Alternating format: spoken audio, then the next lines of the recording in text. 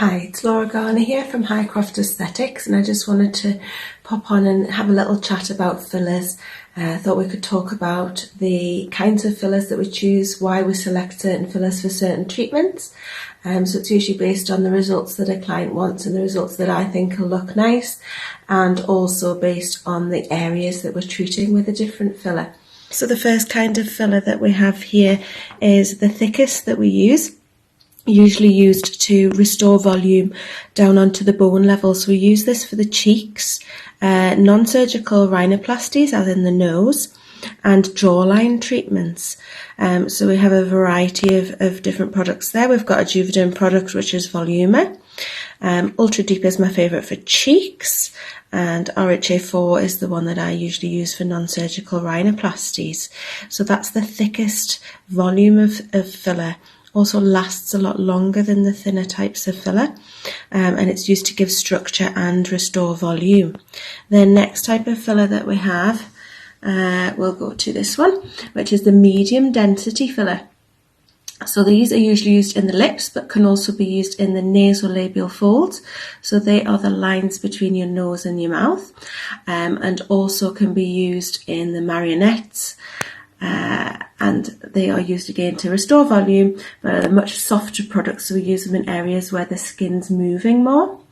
And the final product is the RHA2, which is licensed to be used in tear trough areas, and Volbella, which can be used into the fine lines that you get around the lips that are lipstick lines, or smoker's lines are sometimes called.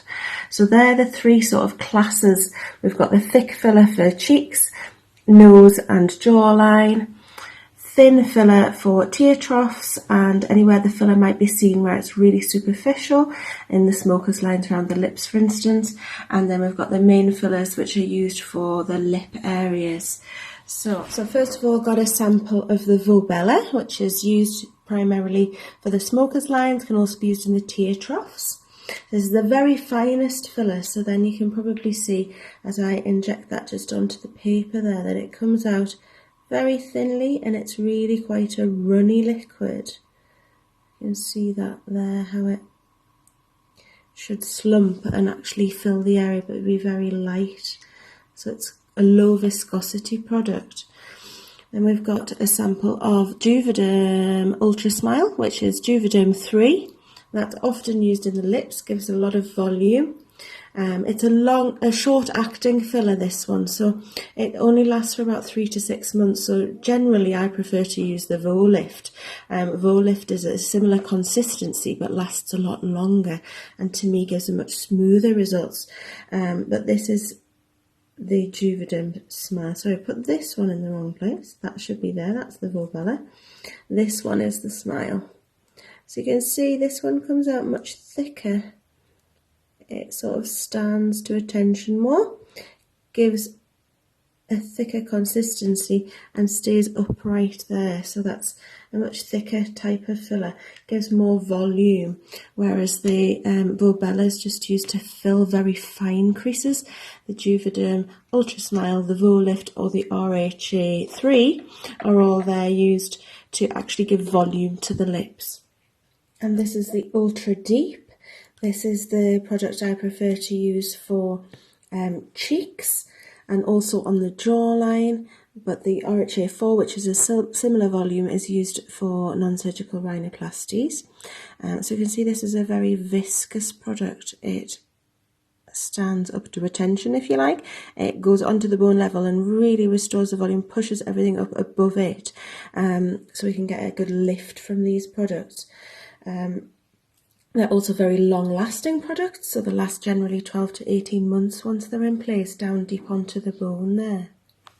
And then the last thing that I just wanted to discuss was the volume of fillers that are required for certain treatments. So I often get a patient coming in, sometimes an older client who has lost a lot of volume in the cheek area, for instance, and they'll maybe come in and suggest they just would like a volumization area here. So we restore the volume of the cheek, which also then lifts, helps with the nasolabial folds and the marionette lines. But unfortunately 1 ml isn't always enough to treat that area. So you can just see with this spoon, for example, this is just a normal dessert spoon. It's about the area that you would want to fill onto the cheek area there. And then if we just show you how much there is in 1 ml of a filler, then you'll be able to see that restoring an area such as a cheek like this, we need more than that 1 ml often to do the work that we need. So I've just got 1 ml of Vobella, which isn't used in the cheek area, but it's a product that I happen to have 1 ml of, so there's the full 1 ml syringe there. And we can just show you the volume that fills. So this is a full 1 ml of product, which used in an area such as the lips is often enough. If we've got lots of deep smoker's lines, then we often need to use a whole ml of this very fine product to fill into all those little creases. We can imagine if we're trying to restore the volume of a cheek, that 1 ml doesn't cover much. So you can see there that if we wanted to use 1 ml of product, it wouldn't cover much of an area such as a cheek. Spread out across a lip, 1 ml is often enough, but not necessarily for a cheek. So in terms of volume, it does depend on the area that we're treating. So for instance, a lip treatment is generally 0.5 ml to 1 ml, depending on how much volume has been lost in the area.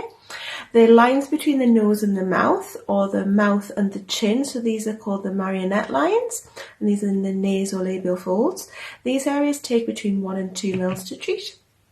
For the example of a cheek, then for cheek treatments, if we've got somebody who's older and has lost a lot of volume, they'll sometimes need 2 to 3 ml for a cheek treatment, whereas a younger person who just wants to get a more chiseled cheekbone, needs a little bit of volume enhancement, 1 ml usually is enough. For the jawline area, when we're sort of getting a defined jawline here, enhancing the chin, getting a sculpted jawline, you'll often then need between 2 and 4 ml to do that treatment. So it gives you a good idea of how much product we need to use for each area.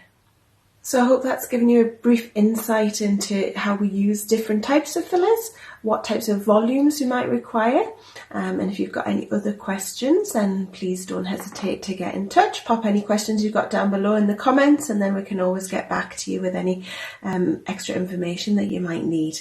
Nice to see you all. Bye.